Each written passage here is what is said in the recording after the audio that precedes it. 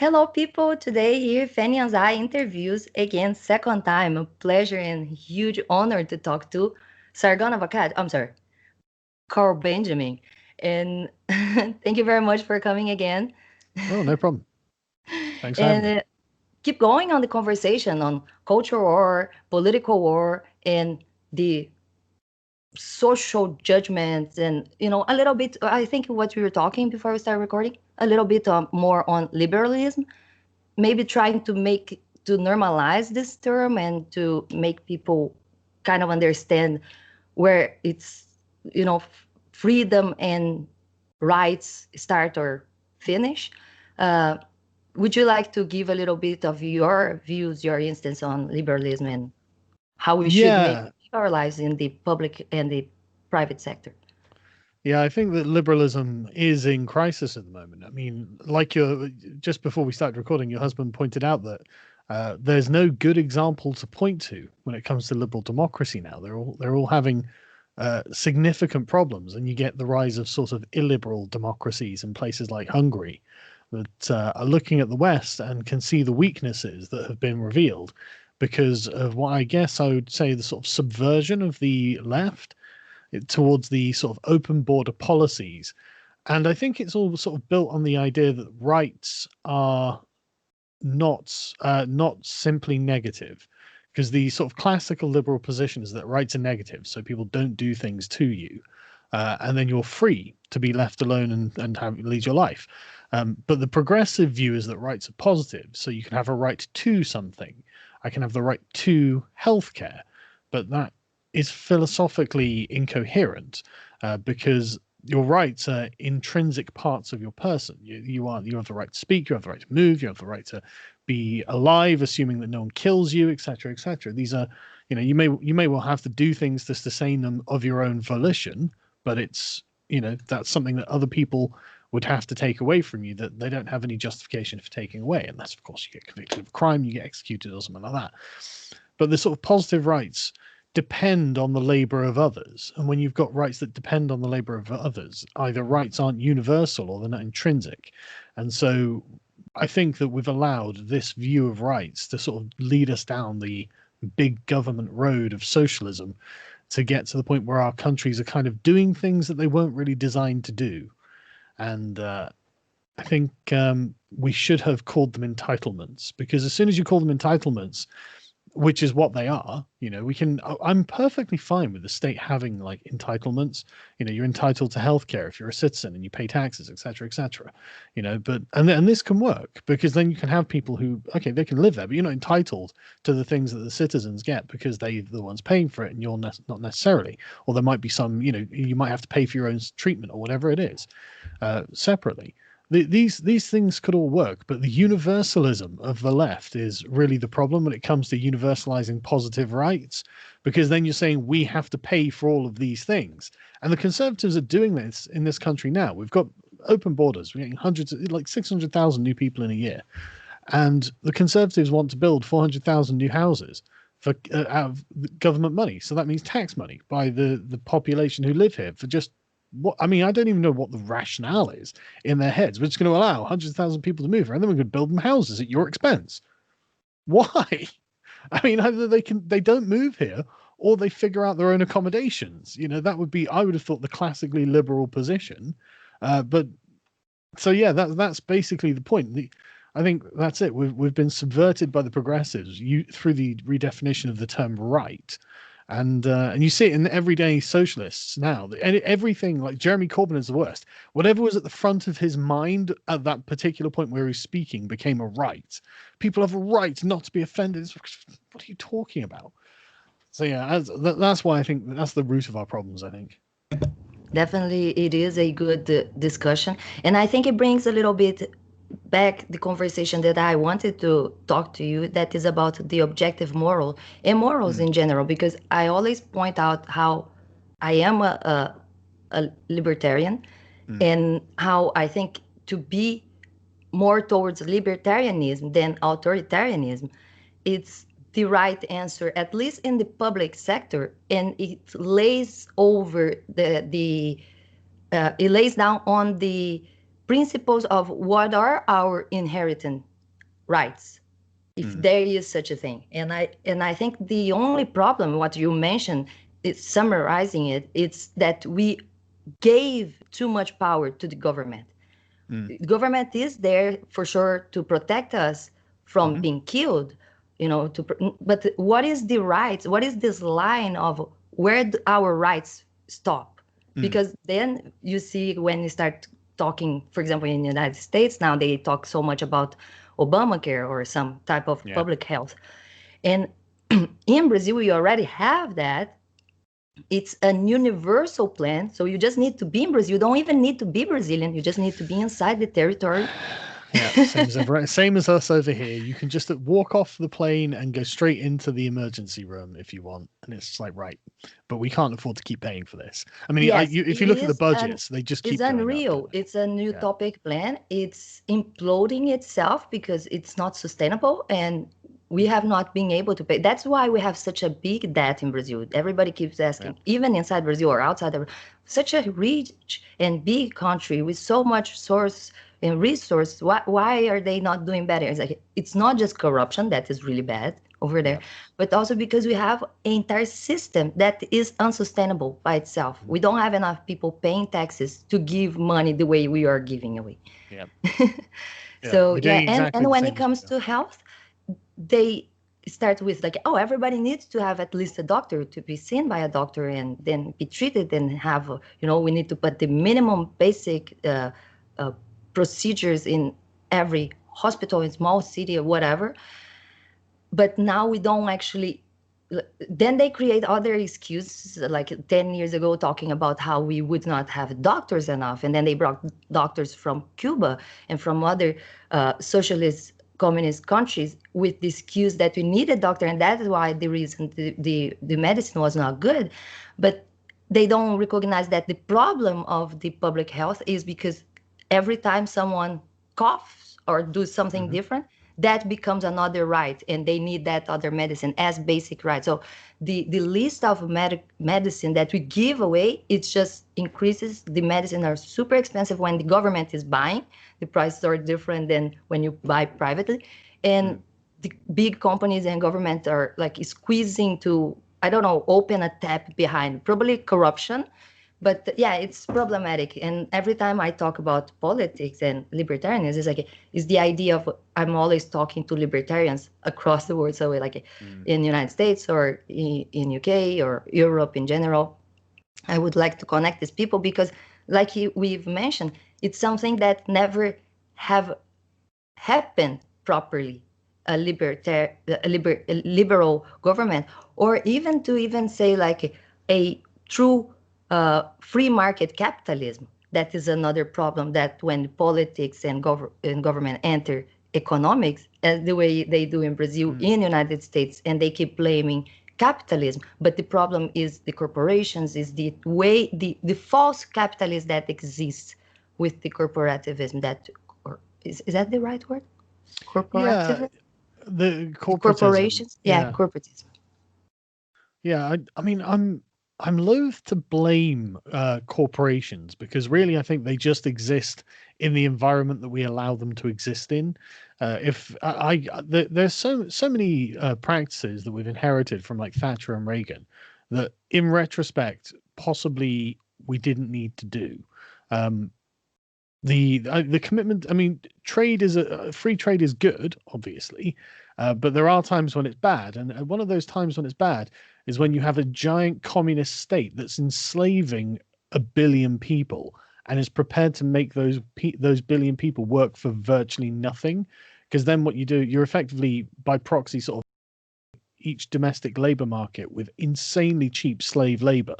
And that's what China did. And we allowed that to happen because it allowed us cheap consumer goods.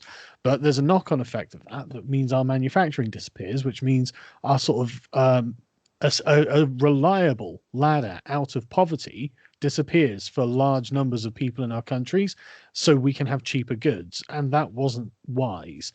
And it's also empowered China, which wasn't wise.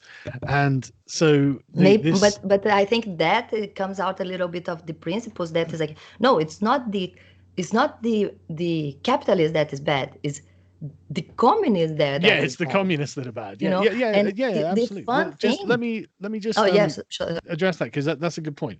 That's, yeah, I don't, that's the problem with capitalism, like like unconditional capitalism, is that it can be taken advantage of by communists, and so it's not wise to allow that to happen. And I think a responsible capitalist country would have to take that into consideration, and prevent market flooding like that. Yeah, I but think. I think now it comes to external policies, external, Mm, yeah, yeah, yeah. on this, in this sense of like, look, we're gonna be so principled that we also gonna just deal with the people that deal properly with their labor, Well, So it doesn't have to be a particularly high barrier to entry, but it just, I think probably enslaving an entire nation is probably beyond the limit. I don't think we should be taking money from slave labor. I think that's probably a good but policy. there is And I don't think another that's that high. argument.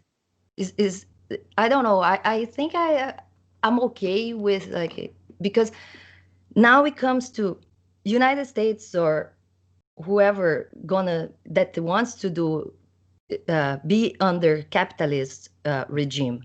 If they impose that to their trades or the other countries, a lot of people come with the criticism that is like, oh, but this is them trying to be the police of the world. Hmm. Okay. And even thinking on the other argument, on the other side of this argument, defending them doing like the trade, is like, I guess it's better for even like the Chinese companies that are under this regime to deal with them than to not have anything or not have anybody to deal with. Well, Or you think I that the pressure is external pressure would really force somehow the companies, or even the companies or the people, to press the government to change? Because I it's don't. funny, the idea of Well, like, hang on, yeah, because I don't think that refusing to do business with slavers is being the police of the world. I think, like, if you were going to send an army over there and force them to change, then that would be the police of the world. If you were going to embargo them or something so other people couldn't trade with them, then I'd be like, yeah, that's being the police of the world. But I think you've got the choice as a nation not to, associate with another nation. I don't see why that's a problem.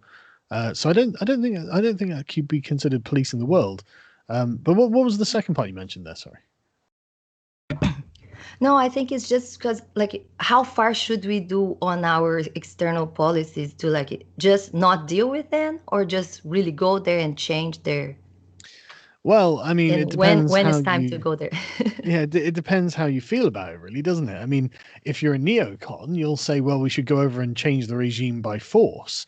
If you're more sort of, I guess what we call Westphalian, uh, then you'll say, well, I'm not going to worry about what you're doing within your own borders because that's the deal that we're all abiding by, theoretically.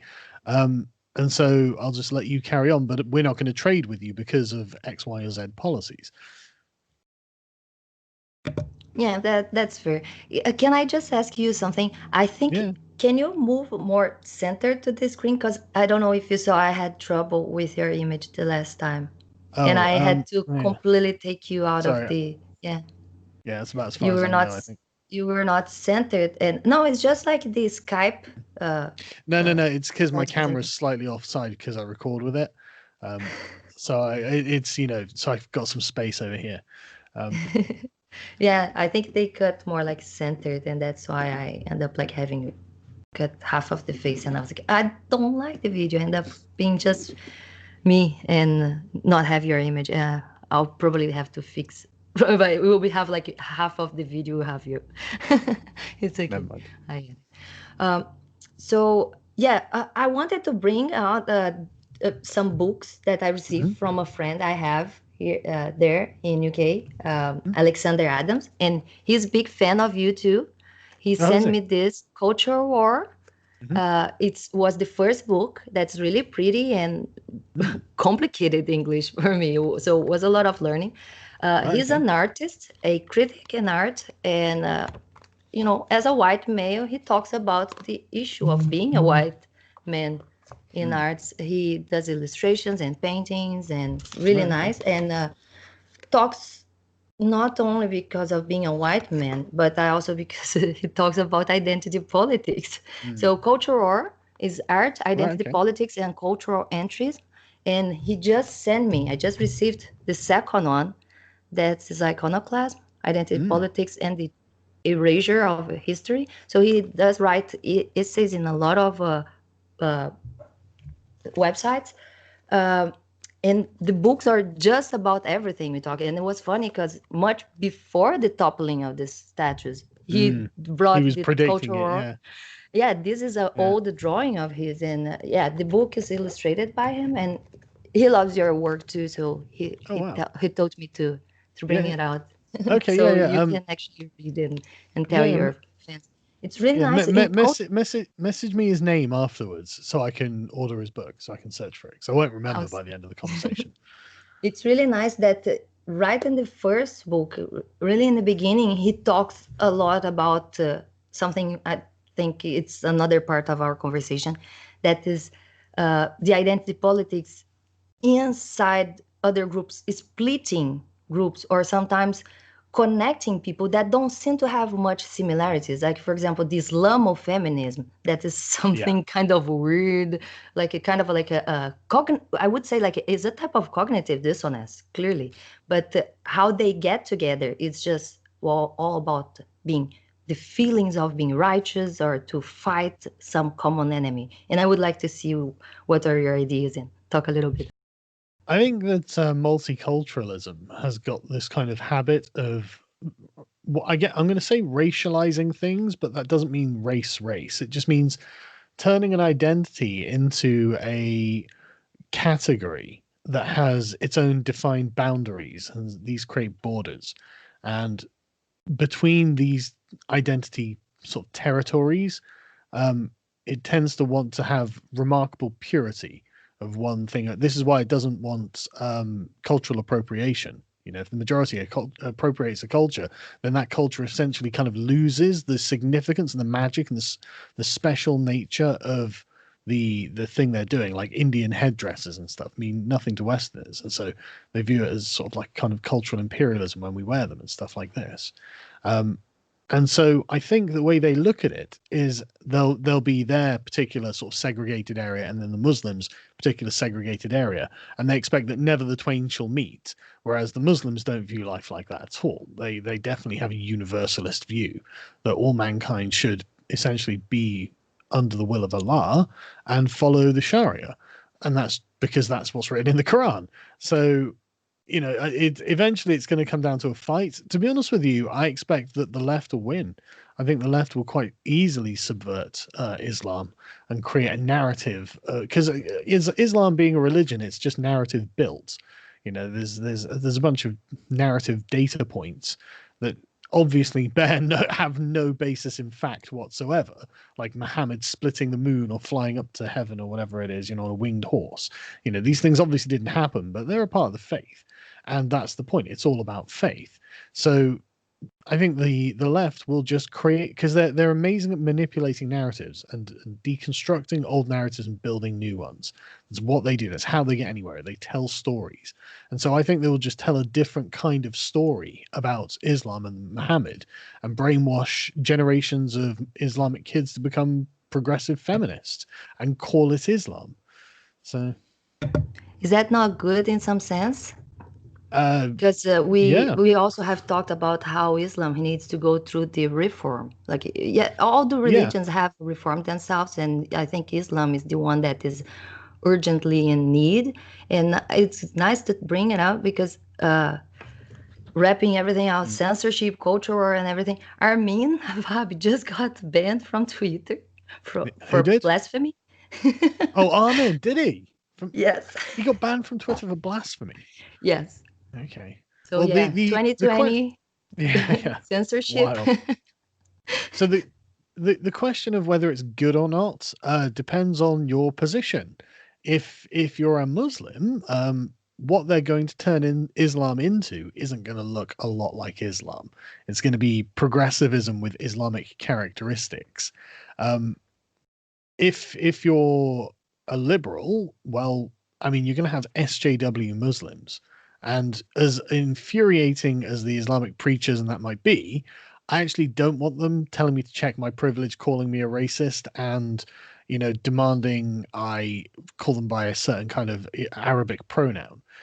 So I mean, I actually kind of prefer dealing with the original belligerent Anjem Chowdhury style Muslims. I prefer to deal with them because they at least accept a lot of the terms that we consider to be like reason with, right?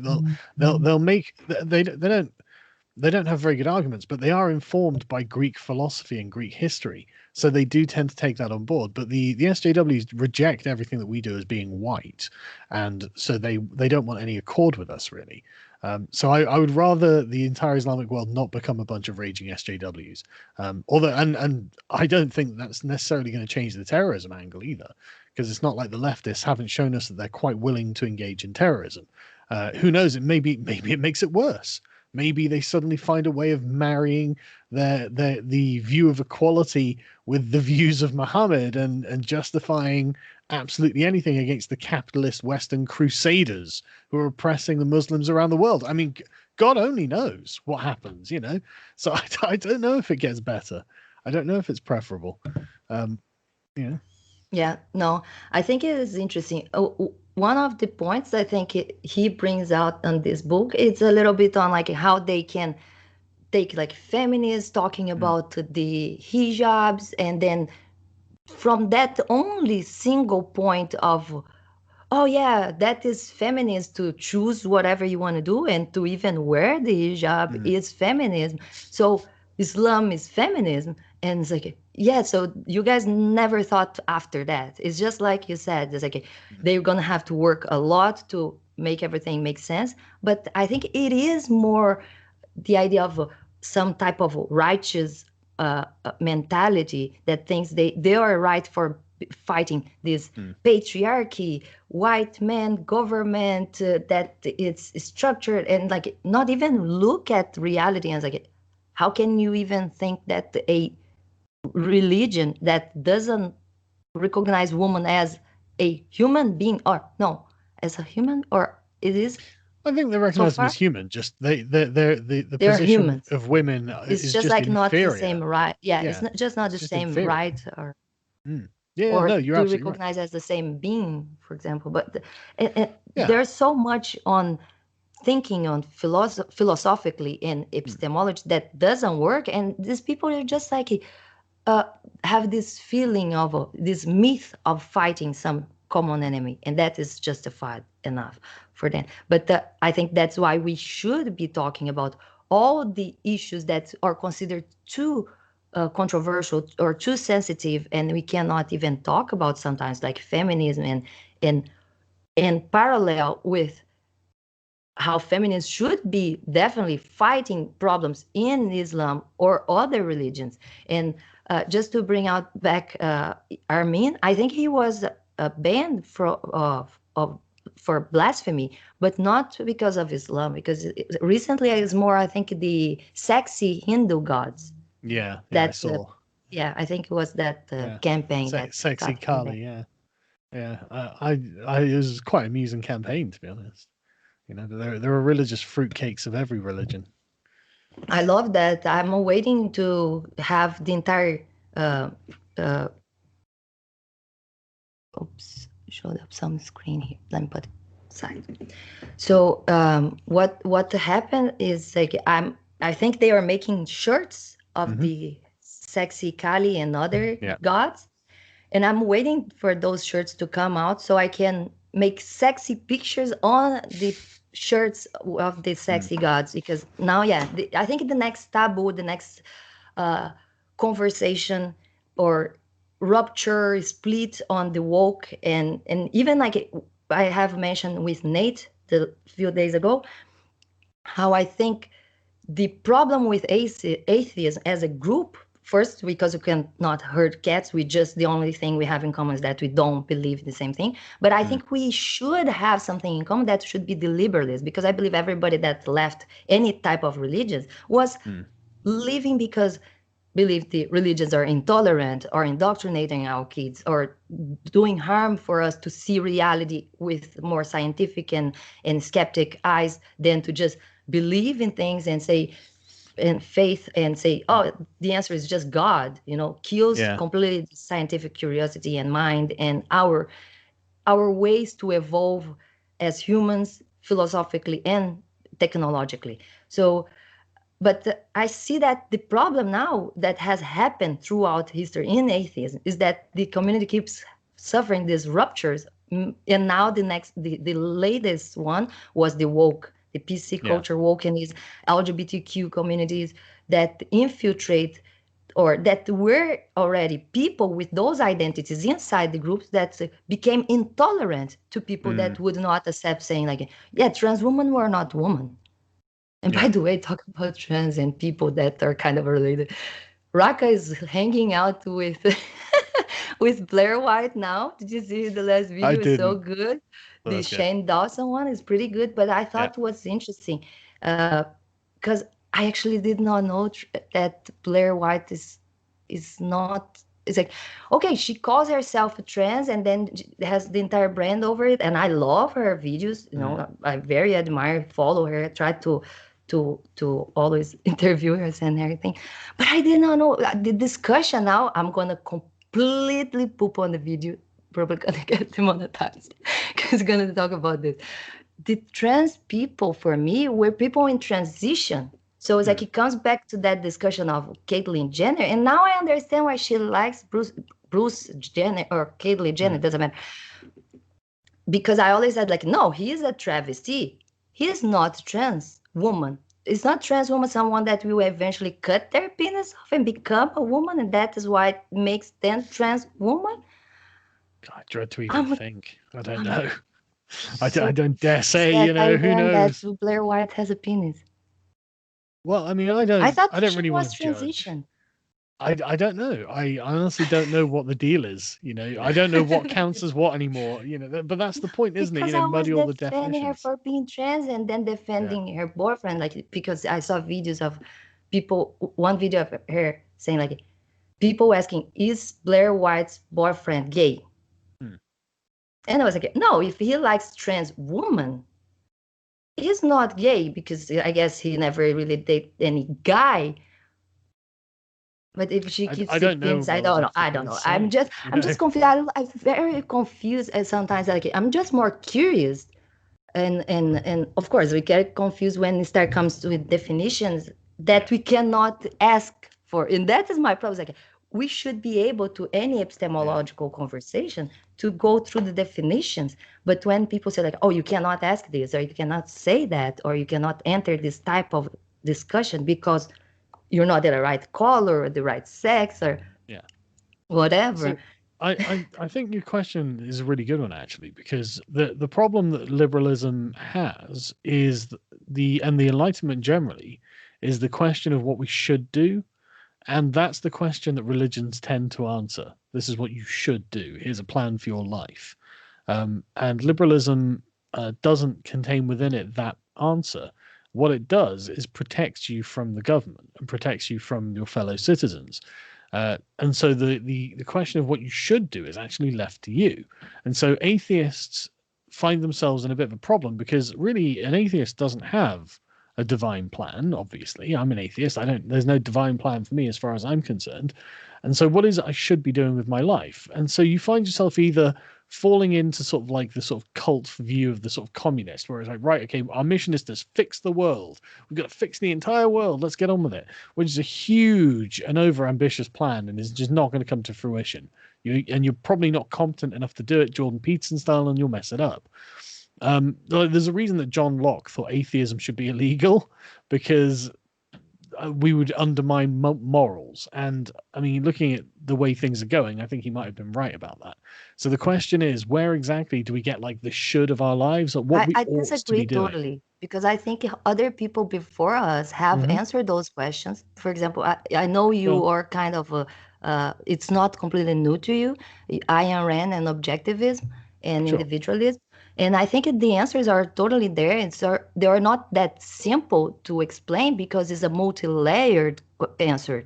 It's like it Yeah. comes to what is the individual and what is the inherent rights and what is the government and why did we become to have a government, and understand the history of like we had church and the government came to kind of replace the church to Well, defend our hang on a minute. rights. Hang on. Let me ask you a question there then, because I mean, what does objectivism suggest you should do with your life? Oh, you should do the best you can do to your life. Right. Okay. It's that Like. that, that is definitely like if I can summarize in one Mhm. sentence, for me, objectivism is like I'll be my best Yeah, but you're best at what? in everything I can. So it's like I'm gonna try to be the best I can, and to be the best I can, it's like to be the best for me and to others, because selfishness brings me the conclusion that it is better for me to live in society and be good to other people than to be worse. Because Yeah, of rational course it comes to self-interest. that Yeah. like a slippery slope, like oh, but what about the bandit or the criminal that gets away with it? But that is not the default condition. That is the mistaken.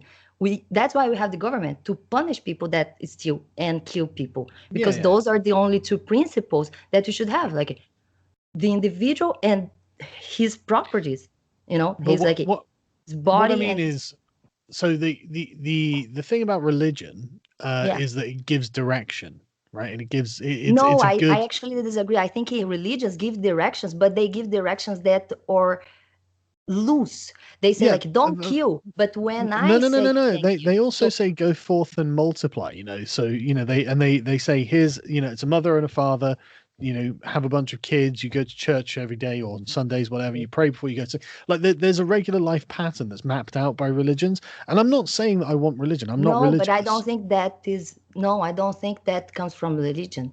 Because I think Well, most they of all people that contain it. claim they are getting their Yeah. morals from the books, they don't even read the books. So it comes from community. It comes from Yeah, the but community that's created on the yeah, but the religious the the, the ethics belief. come from the religions, and that's No, no, okay. no, no. There is, because there are no ethics the problem with religions is because they break their own principles. The problem with religions is not that they lay good principles, it's because they create Sure. double Look, standards, I'm not. so I'm it's not. like Hang on. I'm not endorsing religion no, by no, I know, saying but that I'm they saying set the that they are ethics. not good because they are arbitrary I and know. they are I agree. subjective. I agree. I agree with you completely. But that it doesn't change the structure, right, of the thing. So Mm-mm. if No, what we need, the structure that the religious giving, it can be replaced by by a secular community, because that's what it I'm can, telling you. it, It's it more the can. community I can agree. give in the principles, the religious I principles. Yeah, I agree. But the question is, what is the nature of the secular community? And without religion, it seems that a lot of people find themselves a little bit rudderless. So a lot of people become like consumers and just sit there, enjoying video games and working minimum jobs and not being very productive and not being great, at what they do. Like No, you but they like can, thing. because I know. I no, I agree. I just agree. wanted to tell people that is like, don't you think most of people are supposed to do that? Is Yeah, that I not the do. best for their lives? They should be unfulfilled because they are just smoking their weed and playing No, video no, game and doing the they should best with make their lives. something No, of they themselves. should I agree. enjoy, I their agree. I agree. that is the I'm thing of like the life, the happiness is made about of small things in life. Is like that. It's Yeah, because no, like no, you I just need to agree. find a girl across the street and get married and or I no. agree. I agree, but the thing that we need to kind of talk about then, because it seems that secularism has the choice of either finding meaning in, uh, I guess we'll call it social justice, or finding meaning in something else, either like biology or Yes, I tradition agree or with you. something But like that, Ayn Rand revealed that too. She previewed that when she wrote Mhm. Atlas Struggle, and she said like people are gonna talk to would be the scientists, but now we are more like philosophers that to like science and talk about stuff, and that they would say like, oh, if you don't have God or you don't have books to tell you morals, how are you gonna be morals? Like because moral just need these two simple principles that uh, I think I mentioned that. Hmm. George Carl said so well in a 10-minute video about Joe, saying like that the principles just like your body, your individual freedom, and your rights over your properties. And if you don't kill and don't steal, and you know those two principles, you don't need 10 principles that most of them talk about how you have to praise the same Sure, one sure, God. but But what you're presenting there are no, but negative no, principles. no, just let me finish. one of the things I wanted to present to you is like maybe the same way we talked about liberalism is something so new and never have existed. The same thing about atheism, how we see that so many people talk about like there are no atheist communities. It's like, yeah, that's why we need to make one, because we as humans in this planet, we are evolving too. We came from cavemen, and very recently we talked about how feminism was needed, but now seems to not be needed in probably all Western society, because in very few decades it made that change, and now we are facing another liberalism fight that is to like on the internet, because the censorship on real life did not teach us enough. And of course, and the I same get thing you. I about get you. But like so I think that is something new. Like maybe we should have the new, I don't know, I think they exist already, some humanist and secular churches that create the same type of community level that the religious groups do, and try to lay down some principles that, of course, then we will start popping up a lot of atheist churches. In the same way, there are so many atheist communities today that disagree and have suffered the rupture we talked about, because there are atheist communities that are intolerant when it comes to LGBTQ issues. When it comes but to other level of the thing I wanted to bring up is like you're bringing up negative principles. I mean, atheism itself is a negative belief, so you need like a positive belief. So what is it you want to see brought into the world, right? And this is the problem that the Enlightenment has, because I mean, at least the social justice warriors can at least say we want to see social justice, and it looks like this, and then they've got their list of demands that'll eventually end up creating hell on earth. But for those of us who don't want to do that, we've got to be able to say to someone who isn't necessarily particularly intelligent or educated, look, this is a positive vision of something, and I can explain to you why. And I think the atheists have had a problem doing that. And I mean, this sounds like the point you're making there with objectivism. I'm not that well read on objectivism. I probably should become it, but at the moment I'm kind of preoccupied with other things. But like the case seems to be that there's quite a strong argument from tradition in a lot of our countries, because the traditions of like big forming families and things like this, having local communities, these seem like quite strong things to aim for. Going to but I think pubs and things that like that. is a good thing, because even when it comes to this discussion, if we try to make a secular humanist church, and you're not going to be specific atheist, is anybody that wants to learn more about humans, that love humans and want to learn more about science, reality, like what is this thing about, like I love talking about epistemology. Is reality one or many? And if we, and start laying down principles and talk about more philosophy and epistemology and exploring your beliefs, your convictions in any, not just in religious, but in politics, in your social. It's like, no, I believe what I would say, like, what about the discussions on even LGBT communities, but to be more honest, epistemological, and be civil conversations. If you start opening more for these type of things, of course it's going to start splitting, because then you're going to start learning that a lot of people are very intolerant when it comes not to religious principles, but when it comes to believe that, like I said, all trans woman or not, and that splits our group. But I think the most important thing is to be able to have these conversations nowadays, because and if we push a little bit on be humanist seculars and try to not split and be so intolerant as the religious groups, we could try to form a bigger community than to have a church every corner. And that's my issue when people come to say like, oh, religions in general are so good, bring moral, unite people. It's like, no, because that is not true. If that was true,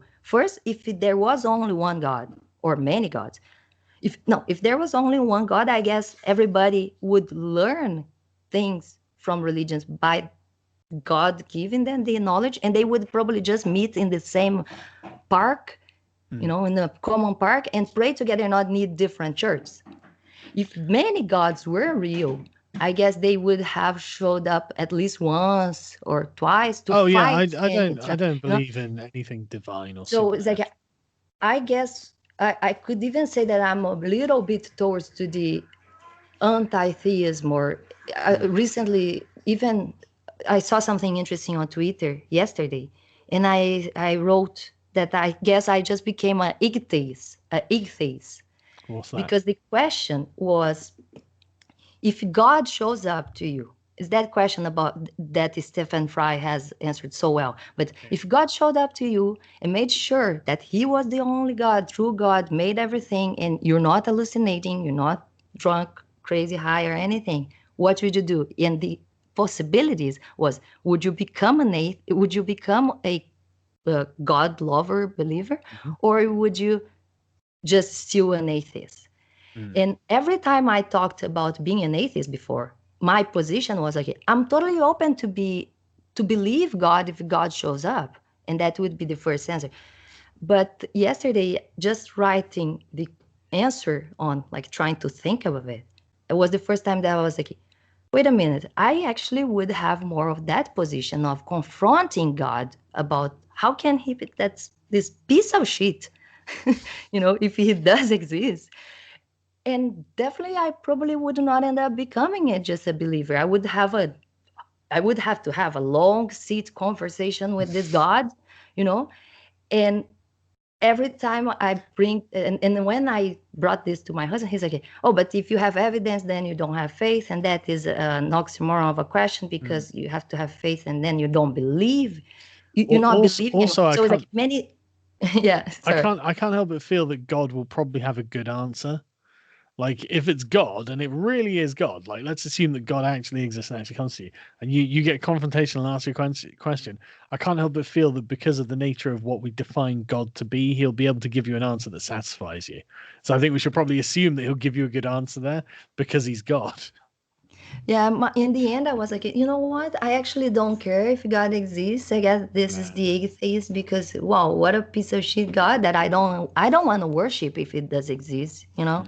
And that yeah, it moved me just a Yeah. little bit more towards to uh, out of anti-theist. But I think it is a good conversation, like I had with Nate, because we still talking about atheism as like, oh, it's not a religion, is pretty much everybody is an atheist. Philosophy, like epistemologically, we have beaten up all the religious principles. They don't make sense. Any book makes sense, just like you mentioned about Yeah. the Quran. But we still have so many people that say they take their morals from there and still feel so. My issue with the religious mentality, okay, is because it's the confrontation I had 2 days ago or 2 nights ago with some ex-boyfriend. He came to me like, "Oh, I like you and stuff." Not the same way, but it's like, I still wish you the best, Mm. and trying to praise God or whatever and talk about all the entities. And I was just like, oh, I have believed so many. I don't anymore. But totally respect. Go on your life. And as soon as I said, I just refused the praising, the praying to God and whatever, he came to like, oh, you bad and this and that and judgmental. And I was like, that is my problem with the religious people, Mm. because they have a the Righteous Mind, the other book here, Jonathan Haidt, that I have a lot Yeah. of criticism over it, by the way. Yeah. But it's because the righteous mind that religious people have, the mob mentality that is created in all these moral groups, so there's no moral group. People are people. There are good and bad people. The only way, and that comes to objectivism, the only way to be your best is to use logic and reason.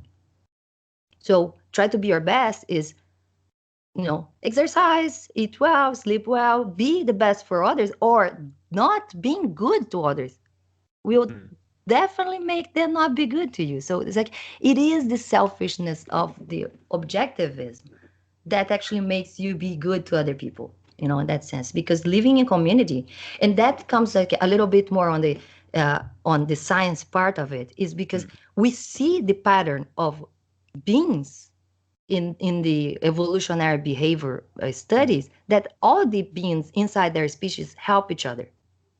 And Yeah. that doesn't need to have such a developed brain like us. But we have more than just the intuition and just the animal response. We can stop and be reasonable and be Yeah. rational. It's like, no, that is not the best. So I think that is what gives us all the advantage. We're definitely more evolved than other beings to have a type of objective moral. And the objective moral that I mean is more like, is objective or is subjective?